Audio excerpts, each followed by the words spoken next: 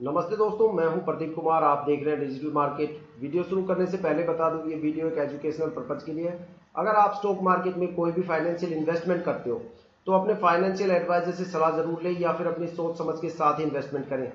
अगर आपको stock market में कोई भी फाइनेंशियल लॉस होता है तो उसके लिए ये वीडियो रिस्पॉन्सिबल नहीं है। तो चलो दोस्तों, वीडियो शुरू करते हैं। आज हम बात करने वाले Indian railway finance corporation limited stock के बारे में। शॉर्ट फॉर्म में देखा जाए IRFC के नाम से स्टॉक को NSE BSE में बोला जाता है और लिस्टेड भी है। ठीक है, अगर इसके करंट शेयर प्राइस की बात करें तो 158.99 रुपए इस टाइम इसका करंट शेयर प्राइस चल रहा है। और अगर आज की प्रोग्रेस की बात करें तो यहाँ पे प्रोग्रेस नाम की जो चीज थी वो अब है नहीं और शायद आपको दिखाई भी ना देगी, क्योंकि यहाँ पे कुछ फैक्टर इंडियंस हुए में ऐसे हुए। एक तो ऐसी अपडेट यहाँ पे चल रही है मार्केट में, देखो मार्केट के अंदर क्या चल रहा है वो शायद आपको पता नहीं, क्योंकि अगर आपको पता चलेगा कि भाई मार्केट में एक्चुअली घटा क्या है पिछले 2-3 दिन में, तो आपको बिल्कुल लगेगा कि भाई IRFC के अंदर और भी ज्यादा गिरावट हो सकती है। देखो आज भी यहाँ पे जबरदस्त गिरावट हुई है, 5 दिन से लगातार इसमें गिरावट है और 1 मंथ का अगर चार्ट देखें तो यहाँ पे भी एक जबरदस्त गिरावट आपको देखने को मिली है। ठीक है, मार्केट के अंदर 3 दिन पहले कुछ ऐसा घटा है, एक बड़ा धमाका हुआ है जिसकी वजह से इन स्टॉक्स के अंदर जबरदस्त गिरावट का माहौल बना हुआ है। ठीक है, देखो IRFC, सजलोन एनर्जी जो खास देखो पावर सेक्टर, फार्मा सेक्टर और IT सेक्टर इस बार बुरी तरह से लुढ़कने वाले हैं, क्योंकि इन्हीं पे सबसे ज्यादा असरदार, सबसे ज्यादा मतलब इम्पैक्ट जो डालेगा इन्हीं सेक्टर्स के स्टॉक पे डालेगा।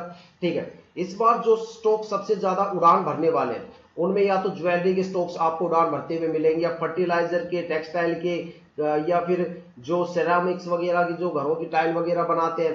ठीक है, या फिर ग्रेफाइट से रिलेटेड या एग्रीकल्चर वगैरह के या केमिकल सेक्टर्स के, ये स्टॉक इस बार आपको उड़ान भरते देखने को मिलेंगे। इनके पीछे भी एक बड़ी वजह है। ठीक है, और जो सजलोन एनर्जी और IRFC इन स्टॉक में जबरदस्त गिरावट है। ठीक है, इसके पीछे भी एक बड़ा मतलब यहाँ पे रीजन है। अगर मैं ये बात बोलूं कि IRFC आपको कम से कम सितंबर के लास्ट तक कम से कम 140 या 130 रुपए के आसपास देखने को मिलेगा, तो आप बिलीव नहीं करोगे, लेकिन जो फैक्टर मैं आपको बताऊंगा, ठीक है, उसके बाद आपको बिल्कुल लगेगा कि हाँ बिल्कुल। देखो मार्केट में कुछ ऐसे स्टॉक रहे थे जिनके अपर सर्किट लगने थे 15 से 20 सितंबर के आसपास। ठीक है, लेकिन उनके अपर सर्किट पोस्टपोन हो गए। कुछ स्टॉक ऐसे थे जिनके अपर सर्किट ही कैंसिल हो गए, और कुछ स्टॉक ऐसे भी है मार्केट में जिनमें अपर सर्किट तो दूर लोअर सर्किट लग गया। ठीक है, लेकिन जो स्टॉक के अंदर लिक्विडिटी नहीं थी वो आज रॉकेट बन गए।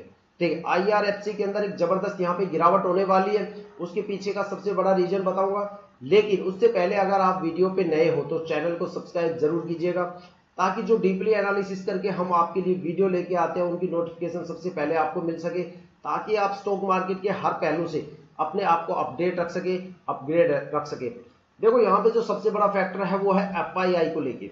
ठीक है, फॉरेन इन्वेस्टर्स, फॉरेन मतलब इंस्टीट्यूशनल इन्वेस्टर्स। ठीक है, यहाँ पे FII ने परसों एक बड़े लेवल पे बिकवाली की है।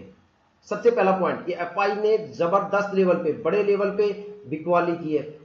दूसरा पॉइंट, सितंबर में लगातार 2 सबसे बड़ी बिकवाली की है। ठीक है, FII ने सितंबर में 2 सबसे बड़ी बिकवाली की है। तीसरा पॉइंट, FII ने सितंबर में 2 सबसे बड़ी बिकवाली तो की है, साथ में वो लॉस के साथ बिकवाली की है।